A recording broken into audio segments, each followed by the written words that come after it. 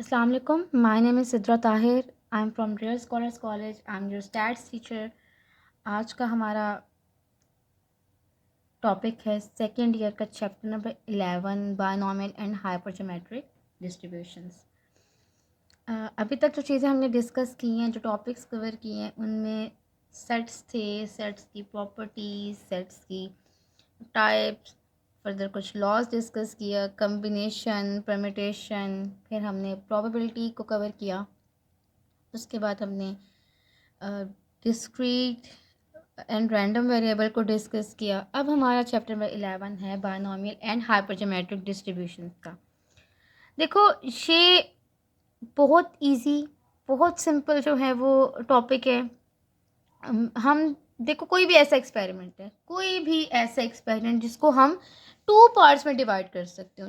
अब जैसे एक क्वाइन को हमने जो है वो थ्रो किया, तो उसके आउटकम चाहे हेड हो सकते हैं या टेल हो सकते हैं, तो इसमें टू पार्ट्स में डिवीजन की हुई है। इसी तरह अगर हम डाई को थ्रो करें, हम ये कह रहे हैं कि इवन नंबर ऑफ डॉट्स आ जाए या ऑड नंबर ऑफ डॉट्स आ जाए, मीन्स हमने टू पार्ट्स में उसको डिवाइड किया। तो इसी तरह करके अगर हमारे पास कुछ स्टूडेंट्स हैं, हम दो कैटेगरीज बना दें कि उसमें इंटेलिजेंट स्टूडेंट्स हैं और नॉन इंटेलिजेंट स्टूडेंट्स हैं, या अगर आपने कोई सर्वे करना है, कोई इंस्पेक्शन करना है किसी फैक्ट्री के प्रोडक्ट्स को चेक करने के लिए, हमने कैटेगरीज बना दी कि प्रोडक्ट या तो गुड होगा या डिफेक्टिव होगा। देखो, यहाँ पे भी हमारे पास तो मतलब टू पार्ट्स में डिवाइड कर रहे हैं। इसी तरह कोई टेस्ट है किसी फ्रूट का, हम कहें या तो वो मीठा होगा या तो वो खट्टा होगा, ठीक है, तो ये दो हमने उसके टू पार्ट्स में डिवाइड किया।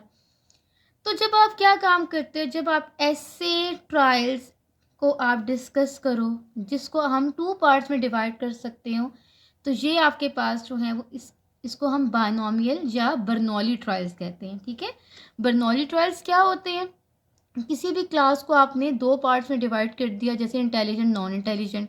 इसी तरह आपने एक बल्ब सेलेक्ट किया एक बड़े से लॉट में से, तो वो गुड भी हो सकता है, डिफेक्टिव भी हो सकता है। अभी देखो, यहाँ पे भी दो डिविजन्स हैं। इसी तरह कोई पर्सन स्मोकर हो सकता है या नॉन स्मोकर हो सकता है, ये भी हमारे पास टू डिविजन्स हैं। तो देखो, हम क्या काम करते हैं, हम जिस चीज़ में इंटरेस्टेड हों, जैसे मैं कहती हूँ कि आपने क्या काम किया करना है कि एक बल्ब को सिलेक्ट करना है एक लॉट में से, और हम इंटरेस्टेड हैं कि नंबर ऑफ डिफेक्टिव कितने हैं। तो देखो, डिफेक्टिव चीज़ में इंटरेस्टेड है, तो जिस चीज़ में इंटरेस्टेड हो उसको हम कह देते हैं कि वो सक्सेस है। जिसमें इंटरेस्टेड ना हो वो होता है फेलियर।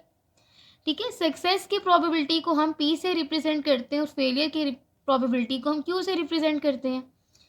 ठीक है, तो एक बात और कि ट्रायल टू ट्रायल ये प्रोबेबिलिटी जो है वो सेम रहती है। अब इसका क्या मतलब है, इसको हम क्वेश्चंस में देखेंगे। तो देखो, बायनॉमियल एक्सपेरिमेंट क्या हुआ? बायनॉमियल एक्सपेरिमेंट एक ऐसा एक्सपेरिमेंट होता है जिसमें आप an independent trials, independent trials का मतलब ये है, अब जब हमने एक चीज़ सिलेक्ट की, तो उसका दोबारा जितनी बार भी सिलेक्ट करेंगे उसका उस पर कोई इफेक्ट नहीं होगा। आपस में वो लोग इंडिपेंडेंट होंगे, वो डिपेंड नहीं कर रहा।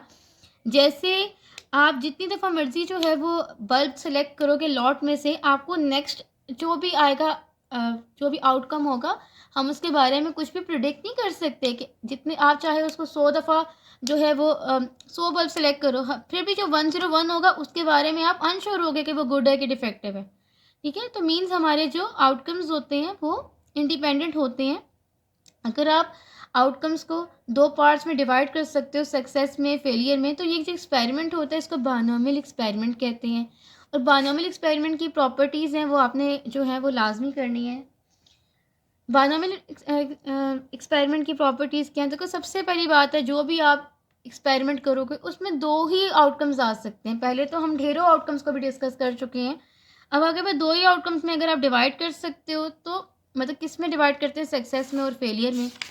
दूसरी चीज़ क्या होती है कि trial to trial probability same रहती है, ये भी हम बात कर चुके हैं। ये भी बात कर चुके हैं कि जो आपके पास जो आउटकम्स होते हैं, जो ट्रायल्स होते हैं, वो हमारे इंडिपेंडेंट होते हैं और उस एक्सपेरिमेंट को हम जितनी मर्जी नंबर ऑफ टाइम्स जो है वो रिपीट कर सकते हैं। ठीक है, अब देखो, बायनॉमियल रैंडम वेरिएबल क्या है? अगर कोई एक्स एक वेरिएबल है कि जो कि रिप्रेजेंट कर रहा है बायनॉमियल एक्सपेरिमेंट के ट्रायल्स को या बर्नौली ट्रायल्स को, तो वो हमारे पास क्या होता है? बायनॉमियल रैंडम वेरिएबल होता है। नेक्स्ट चीज़ जो आपको पता होनी चाहिए, binomial random sorry binomial experiment का फॉर्मूला क्या होता है। देखो बायनोमियल डिस्ट्रीब्यूशन का फॉर्मूला क्या होता है, एन सी एक्स पी। देखो पी क्या है, प्रोबेबिलिटी ऑफ सक्सेस। पी लिखा, उसकी पावर में ये जो नीचे चीज़ है एक्स की वैल्यू वो होती है, इंटू क्यू, इन दोनों की सब्ट्रैक्शन ये चीज़ होती है। ठीक है, मीन्स आपने ये फॉर्मूले को याद रखना है कि probability of x is equal to x किसकी इक्वल होती है, n c x p of x q of n minus x. अब देखो इसमें जो पैरामीटर्स, पैरामीटर्स का मतलब क्या है, ऐसी कौन सी वैल्यूज़ हैं जो पता हो तो हम पूरी डिस्ट्रीब्यूशन फाइंड कर सकते हैं। एन एंड पी जो है वो क्या होते हैं, वो होते हैं इसके पैरामीटर्स। अब हम देखो क्योंकि अगर हम एन और पी का पता है तो हम इसका मीन भी फाइंड कर सकते हैं, वेरिएंस भी फाइंड कर सकते हैं, स्टैंडर्ड डेविएशन भी फाइंड कर सकते हैं, और रिलेटेड जो चीज़ें होती हैं वो हम इजीली जो है वो सारी चीज़ें फाइंड कर सकते हैं। तो अब हम स्टार्ट लेते हैं क्वेश्चन से। फर्स्ट एग्जाम्पल देखो, फर्स्ट एग्जाम्पल क्या है, आपसे कहा गया है an event has a probability p is equal to 2/5। आपको पी की वैल्यू दे दी हुई है, उन्होंने कहा पूरी डिस्ट्रीब्यूशन फाइंड करो एन इज इक्वल टू 5 के लिए। देखो मैंने आपको ये कहा अगर एन और पी पता है तो आपको मीन सारी की सारी वैल्यूज ईच एंड एवरीथिंग आप फाइंड कर सकते हो। तो हमने लिख दिया कि एन की वैल्यू 5 है। तीन चीज़ें पता होनी चाहिए, n p and q. N भी पता है, पी भी क्वेश्चन में डायरेक्टली गिवन है 2/5। क्यू किसके इक्वल है, 1 माइनस पी के इक्वल होता है, क्योंकि देखो टोटल प्रोबेबिलिटी किसकी इक्वल होती है, 1 के। तो टोटल और एक पी और क्यू है तो दोनों को प्लस किया तो 1 के इक्वल है। तो क्यू किसके इक्वल हो गया, क्यू इक्वल हो गया 1 माइनस पी के। तो जब 1 माइनस पी किया तो क्यू की वैल्यू 3/5 आ गई। ठीक है, हम सबसे पहले क्या काम करेंगे, हम फॉर्मूला लिख लेंगे। फॉर्मूला क्या होता है, एन सी एक्स पी की पावर एक्स क्यू की पावर एन माइनस एक्स। तो देखो जब हम एक्स की एन की वैल्यू क्या है 5, तो इट मीन्स हमारी जो वैल्यूज़ हैं कहाँ से स्टार्ट, हमेशा 0 से होती हैं, 0 से 5 तक जाएंगी। तो ये लिख दिया कि हमारे पास जो हमारा वेरिएबल है जो एन को रिप्रेजेंट कर रहा है, मतलब वैल्यूज़ को रिप्रेजेंट कर रहा है, वैल्यू 0 1 2 3 4 5 हो जाएंगी। तो सबसे पहले 0 के लिए फाइंड करो, ये लिखने की ज़रूरत नहीं है, फॉर्मूले में आप डायरेक्टली पुट करो। एक्स की जगह पे क्या लगा दिए 0, 5 से 0, पी की वैल्यू 2/5, क्यू की वैल्यू 3/5। यहाँ पे हमने एक्स मीन 0 और यहाँ पे दोनों की सब्ट्रैक्शन 5 माइनस 0, ये इसकी पावर आ गई। इसको कैलकुलेट करोगे तो ये आंसर आ गया। इसी तरह से आप 1 के लिए, अब 1 के लिए देखो एन की वैल्यू 5 है, एक्स की वैल्यू 1 है, तो यहाँ पे 5 से 1 हो जाएगा। पी की वैल्यू 2/5, एक्स क्या होता है जो नीचे वाली चीज़ होती है, एक्स की वैल्यू यहाँ पे 1 है, और यहाँ पे हमने हमने एन माइनस एक्स किया, मीन्स एन क्या है हमारा 5 और -1 किया तो पावर 4 होगी। बस हमने क्या काम करना है, सिंपली हमें पी क्यू एन पता है, ये जो फॉर्मूला है यहाँ पे एक्स की वैल्यू जो चेंज हो रही है बारी बारी करके हमने, बाकी सब चीज़ सेम है। एक्स की वैल्यू जो चेंज हो रही है 0 1 2 3 4 5, इतने पावर में 0 1 2 3 4 5, और जब सब ट्रैक करेंगे क्योंकि उसमें एक्स इन्वॉल्व होता है वहाँ पे चेंज होगा। एन माइनस एक्स किया तो यहाँ पे क्योंकि 0 है तो 5 आया, फिर 4 है, फिर 3 है। टोटल पावर जो है ना वो 5 रहनी चाहिए। देखो इसकी पावर 0 + 5, तो ओवरऑल पावर 5 मीन्स एन ही है। इधर भी 1 + 4 5 है।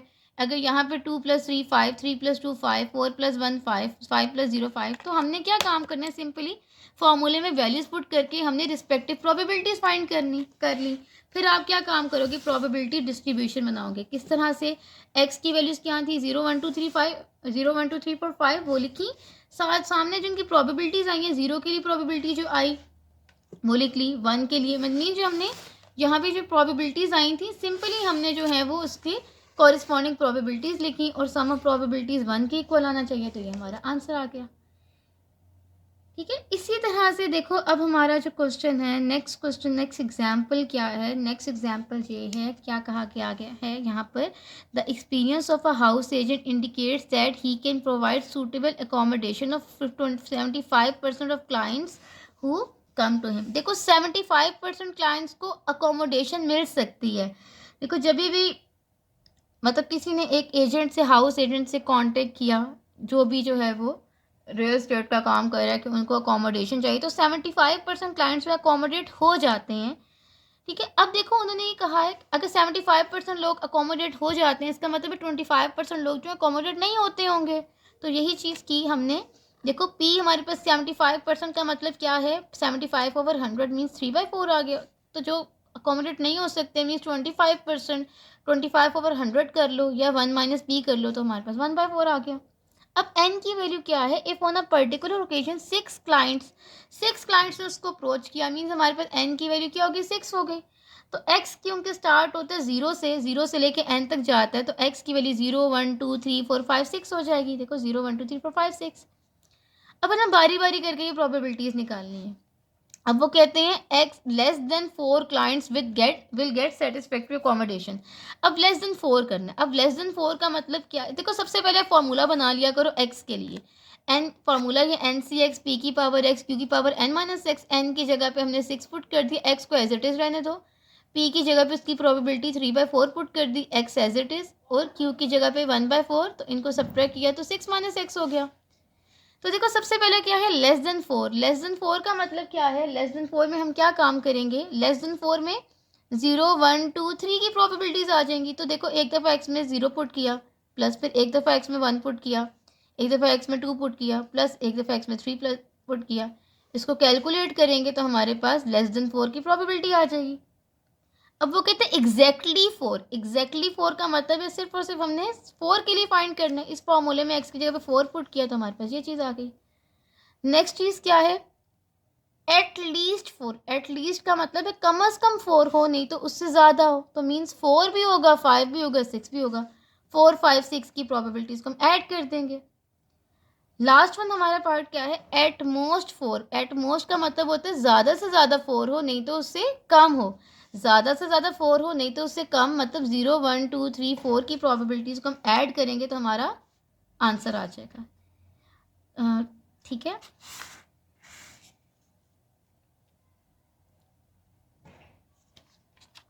तो आज के टॉपिक में अगर आप लोगों को कोई भी किसी भी किस्म की कोई क्यूरी हो आप लोगों की, तो आप लोग डिस्कस कर सकते हो। जो आपको टाइम स्पेंड गिवन होगा उसमें इससे related questions I will send, आप लोगों ने वो सॉल्व करने हैं और जो भी प्रॉब्लम है मुझसे डिस्कस करनी है। आई होप आप लोग जो हैं वो कोई मेजर प्रॉब्लम नहीं होगा आज के लेक्चर में। फिर भी जो इश्यूज़ हम मुझसे डिस्कस कर लीजिए। And thank you so much. And channel को सब्सक्राइब कीजिए फर्दर अपडेट्स के लिए। अल्लाह हाफिज़।